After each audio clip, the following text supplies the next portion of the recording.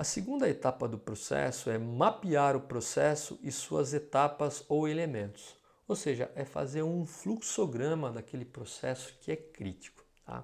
Então, mais uma vez aqui está o exemplo de um mapeamento de processo. Esse é um mapeamento simples, mas bastante didático. Nós utilizamos para mapear o processo em projetos de Seis Sigma e você vai ver algumas particularidades e como isso pode te ajudar. Então, nesse processo de fabricação de furação de placas, a primeira etapa então é alinhar a peça na furadeira.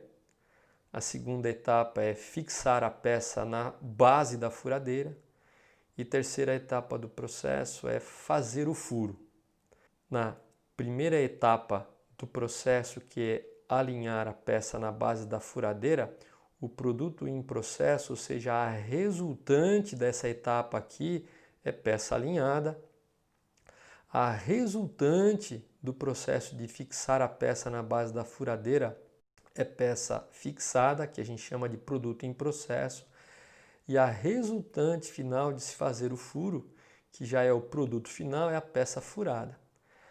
Esse daqui, esse Y minúsculo, é o parâmetro do produto em processo. É a maneira que eu posso medir a peça alinhada, que é a posição da peça na furadeira.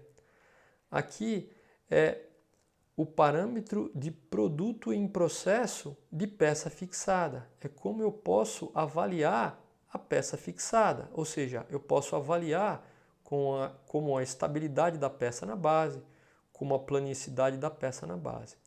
E aqui são os parâmetros do produto final, como posso avaliar a qualidade da peça furada, através da análise do diâmetro do furo e da concentricidade do furo. Aqui estão as variáveis de processo, ou seja, os parâmetros de processo que influenciam na peça alinhada. Então, eu tenho limpeza da peça, limpeza da base, idade dos pinos de alinhamento, limpeza dos pinos de alinhamento. Aqui eu tenho os parâmetros de processo que influenciam na peça fixada, força do grampo, localização do grampo. E aqui eu tenho os parâmetros do processo que influenciam na peça furada, velocidade, design da ferramenta, idade da ferramenta e dureza do material. E para cada parâmetro de processo, eu tenho uma condição, se ele é um ruído, ou seja, se ele é um parâmetro que por algum motivo ele não está sendo controlado naquele momento, então nós chamamos de variáveis classificadas como ruído.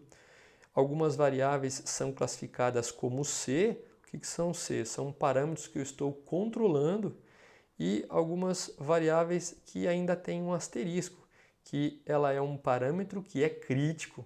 Então C é um parâmetro controlável ou controlado, R é um parâmetro ruído, ou seja, por algum motivo eu não estou controlando ele no processo, e asteriscos é um parâmetro crítico. Então esse é o tipo de mapeamento que a gente costuma fazer, um pouco mais completo, que ajuda a análise desse processo nas demais etapas de FEMEA que nós vamos ter a oportunidade de ver.